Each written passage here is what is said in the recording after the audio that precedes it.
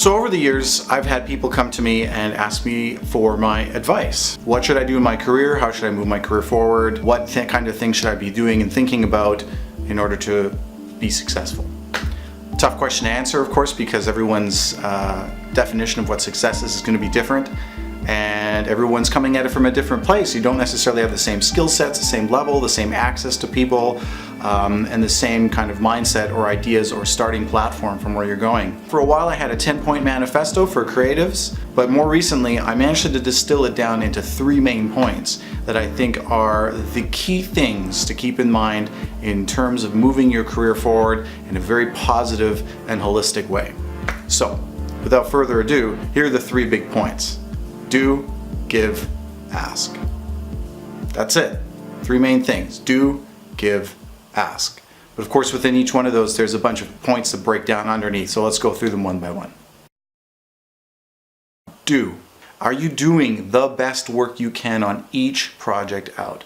I know a lot of people sort of make this qualification. They sort of look at a certain project and you go, well, I'm not getting paid that much, or it's not the greatest picture, or any other things that are out of your control. But what's always in your control is doing the absolute best work you can do, regardless of everything else. Because if you don't put the best work out there, that's going to only reflect badly on you. If you do some poor half-assed work because you're trying to cut corners or make the money part of it work out better, or you're just not really in love with the project, people are going to see that and go, well, not really the most consistent performer, and why would anyone want to be involved with anyone that isn't performing at the highest level all the time and giving it 110% each time out. Do also refers to your learning. Are you always learning and improving? Are you always driving towards your goals in an incremental way? So this is an idea called Kaizen. It's a Japanese principle which just means incremental improvement. You're not trying to make these gigantic leaps all the time and pushing yourself and putting yourself under an incredible amount of strain and stress. Rather, you're just saying, here's my big goal, and every day I'm just going to whittle away at it a little bit at a time. Those people that do it incrementally will actually cumulatively have more learning and more improvement over time. The other aspect of do is, once you've done the work, once you've improved, put that work out there. You want to be showing what you're doing, not necessarily in a bragging kind of way, but you do want to make sure that the good work that you're doing can be found by people, can be discovered. So your promotional thing and the way that you set up your website and the social media marketing activities that you do should be geared partly towards showing the great work that you've done. Because here's the thing. Despite what all the magic thinking of the law of attraction tells you, if you sit alone in your bedroom and make the greatest music ever known to mankind, but you'd never share it with anybody, guess what? Your career is not going anywhere.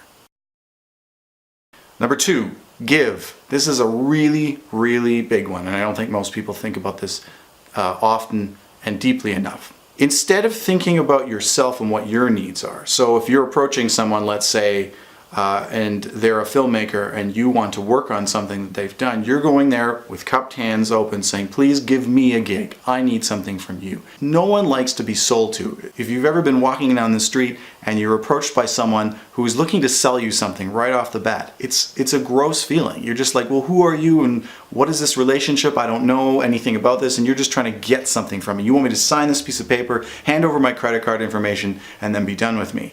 That's not really a true relationship. And in terms of something that is as intimate and as important to the client side as filmmaking or TV production or anything else, that collaborative thing is very important, and you don't want to spoil it by coming out of the gate asking for something or selling something like your services right off the bat. You want to provide value first, and then later you want to see that value naturally return to you, which if you're doing it right, it will. Start thinking about what others need and what others want and what you might be able to provide that may not be as obvious, right? Your thing is always about music. Your thing is about how can I provide music to this film or this TV project or this whatever it is. That's very internally looking. It's not focused on what other people need. For instance, if you're cold calling or cold emailing a director or film producer, you don't necessarily know whether they actually need a composer at that moment. So you need to discover what your ideal clients actually want from you. So what could those things be? They might be insight, they might be attention, they might be connections, they might be introductions, they might be things that you can furnish in some way. I'll give you an example. Everyone loves a little bit of attention and certainly anything that makes them look good. So if you have a talent for interviewing people, and you might, let's say, as part of your whole process, also run a podcast, if you reach out to filmmakers and instead of going, I need something from you, can you give me a gig? You're saying, I run this podcast. I would love to interview you and get to know a bit more about your process and what you're working on. That's going to completely turn the tables on how they're going to react to you. And then it also shows that you're an expert at something, that you're an expert in not only the music part, but the storytelling aspect. Then you've made a real connection with that filmmaker or that producer, and you've also leveled yourself up. You're no longer talking to a cold prospect or potential client. You're talking to someone who already knows you, who has a higher level of trust and engagement with you because you've shown them that you understand the process, you understand the craft, and you've shown an interest beyond just yourself and what you want to get out of a certain situation. So the idea is to come at everything with a really generous and open kind of spirit, and giving away your talents, giving away your time, and giving away your expertise, because those things will actually come back to you in a beneficial way if you do them in that way. If you have something to offer instead of always wanting something. So the last part of giving too sort of relates back to the doing part, where if you decide to say yes to any project, doesn't matter what it is, you are going to give 100% to that project. You're going to make it seem like the most important thing in your life at that time, and you're going to communicate that engagement to your clients. That will be one of the most unforgettable things for them, and it will really set you apart from a lot of other people who are just looking for the quick fix or to cut corners or just to move on to the next project without fully engaging in what that client needs and satisfying those needs for that client. Being generous and giving first can actually free you up and also engage some of the talents that you may not necessarily have an opportunity to exercise otherwise. For instance, if you're really good at writing and you have great insights about storytelling, you might start a blog. You might be able to provide to others some great insights and some wonderful knowledge and expertise that they may not have otherwise come across. In networking situations, giving is great too. When I was networking at Toronto International Film Festival one year, I was talking to a filmmaker, and I sort of asking them, like, what's your process right now? Where are you at? What are your pain points? What are the challenges you're up against? And the answer was simple. I need money to finance my film. So I thought to myself, instead of going around and feeling like I have to talk about myself or, engage with people in that sort of awkward networking thing, I thought, why don't I just go out and try and find some financiers for this person's film? Because I thought it was a cool idea, and I thought, for me to pitch somebody else's idea and somebody else's value for a while will actually put the pressure off of me for a while too. So I did that and had a great time speaking to all sorts of different people about this project. And it was so much easier pitching her thing versus pitching my own thing. So of course people in turn would often look at me and ask, well, who are you and what do you do? And I would just be honest and say, well, I'm a composer, I do music for film and TV, but I was having this conversation with this talented young woman, and I thought I'd give her a hand. So it really is about looking at what your own talents are like. What are you interested in? What are your unique insights? What do you find easy that other people find difficult? What are the things that you can provide to the world beyond just writing music to picture, that you can somehow turn into something that is a value add to somebody else? And once you find those things, really go out and activate that, because that's going to provide a lot more for others and in turn for you.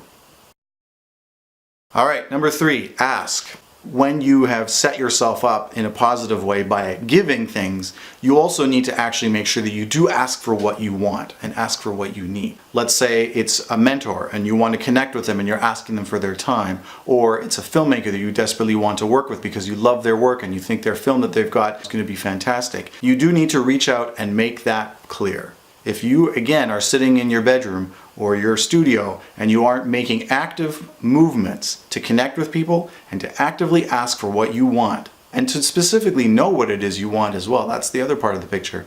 You have to know very specifically what you want. And it's not just another gig or just to score something, because that does not differentiate you in any way from other people who are doing the same thing. Another part of asking is about great questions. So not only great questions for others, so if you're in a networking situation, to have a great question for someone that leads them down some sort of a rabbit hole and allows them sort of expound on something and gives you an opportunity to be a great listener, you also want to ask great questions of yourself. How can you improve? What in your system or your process is not working or could be improved upon? What can you be doing that would make you more unique, more differentiated, more attractive to potential clients? Okay, so that's it. 3 things, very simple: do, give, ask. If you can remember just those 3 things and follow that axiom, you're going to be driving towards a great, successful, creative future, and your collaborators will absolutely love you because of what you're doing for them. All right, hope this was helpful. Hit me in the comments if you have any questions or comments, obviously. If you like what I'm doing, hit the like button, and if you want to see more, hit subscribe, and we'll see you in the next one.